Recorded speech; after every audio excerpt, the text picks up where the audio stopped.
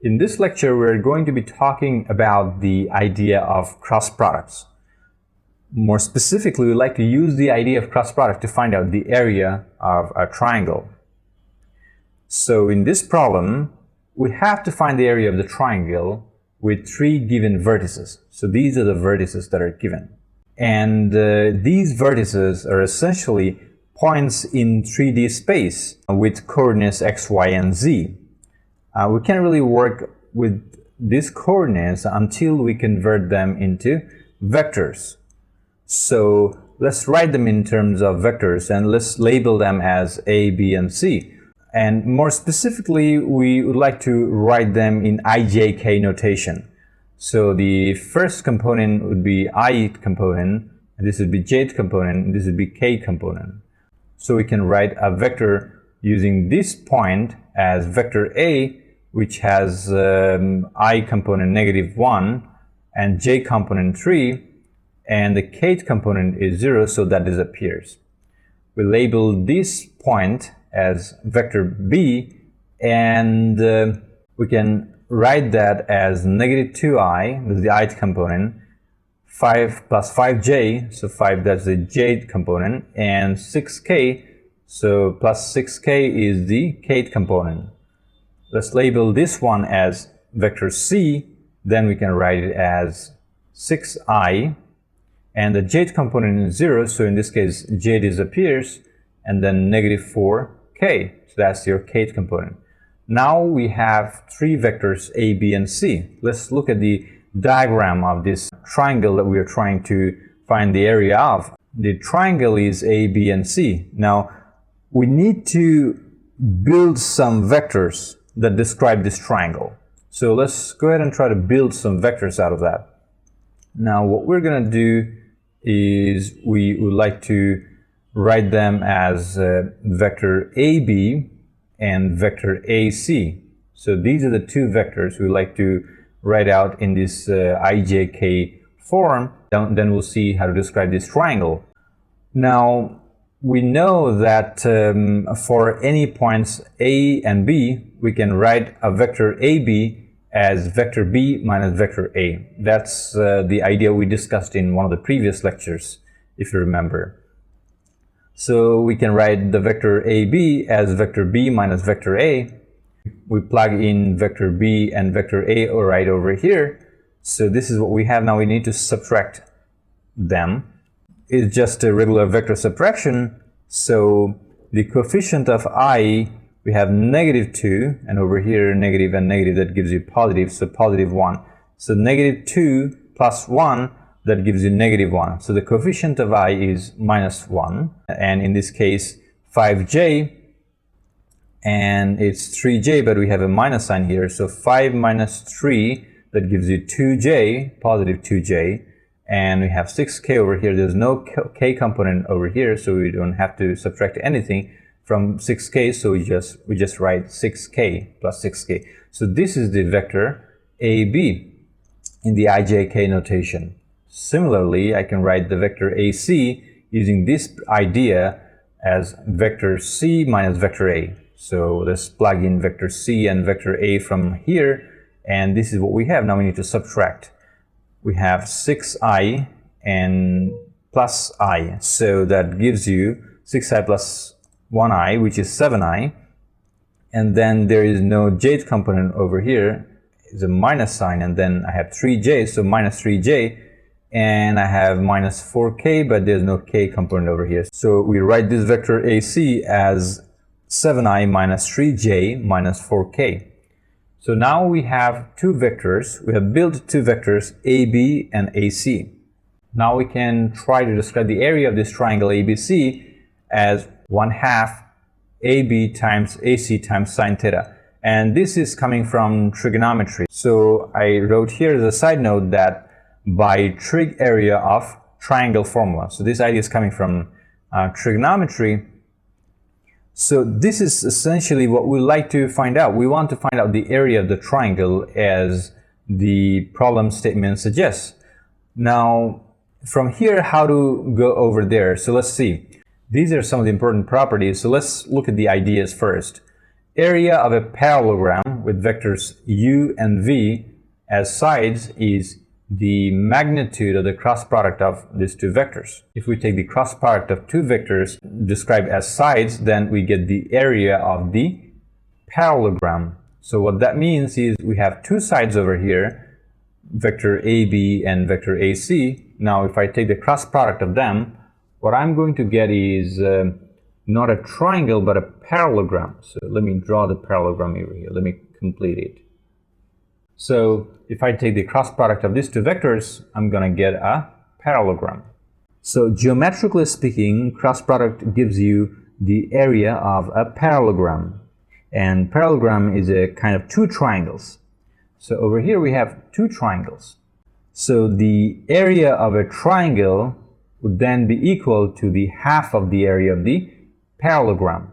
If we want to take the cross product of these two vectors, then we get the area of the parallelogram, and if we take the half of the parallelogram, then you get exactly what we wanted. And this is our desired area of this triangle A, B, and C. So we need to take half of the area of the parallelogram. That is what we're looking for now.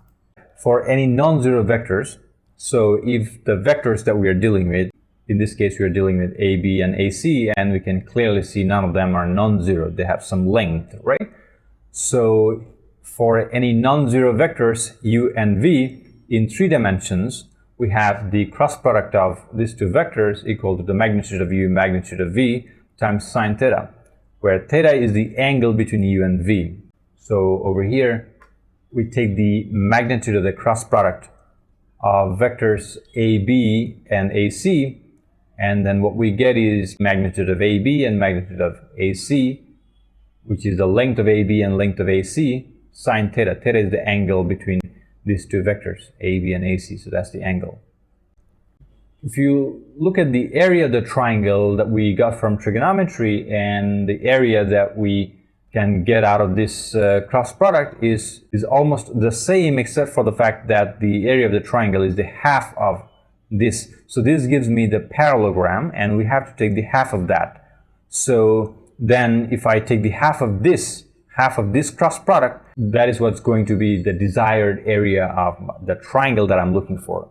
So therefore I can write the area of the triangle is then half of this cross product, because this cross product gives you the area of the parallelogram, and we take the half of that, meaning we get the area of the desired triangle.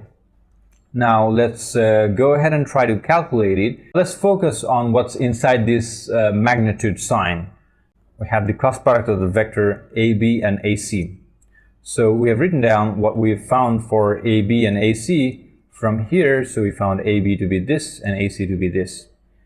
So we write that down. We'd like to take the cross product of that. We have the normal unit vectors I, J, and K, and the remaining entries are just the entries of our vectors. So in this second row, I write down the coefficients of I, J, and K from this vector. So I have -1, the coefficient of J is 2, and the coefficient of K is 6. So I've written it down from here. And then the third row will be filled with the coefficients of I, J, and K from this vector, which is 7, -3, and -4, 7, -3, and -4. Great. And by now we'll learn how to take the determinant of a 3x3 case. So this is 3x3, and we know how the sign changes. So as a comment I've written down plus, minus, plus. So for the first term is plus. For the second term, by default from the formula we'll have a minus, and for the third term we'll have plus again. So let's consider I, and we know how to take the determinant of that. So if I consider I, then I'm going to write I over here. So then this row and this column will be completely ignored. So the row and column associated with the entry that you've selected will be completely ignored, and then you just consider the rest of the entries and take the determinant of that. So this is what you get from here. Next we have this minus sign, so that's coming out of the formula. You select J, so you've written down J over here, and you completely ignore the row associated with J and the column associated with J, and rest of the entries are -1, 6, 7, -4, so you write down -1, 6, 7, -4, and then you select K. You completely ignore the rows and columns of K and write down the rest of the entries and take the determinant of that.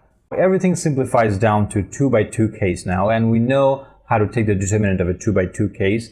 Product of the entries of down diagonal minus the product of the entries of up diagonal. That gives you 10. So we have I here, 10i. Similarly, go ahead and try to calculate all these 2 by 2 cases, and then you find this vector. This is the vector we found, and this vector is essentially the cross product of the vector AB and AC. This is what we have found now.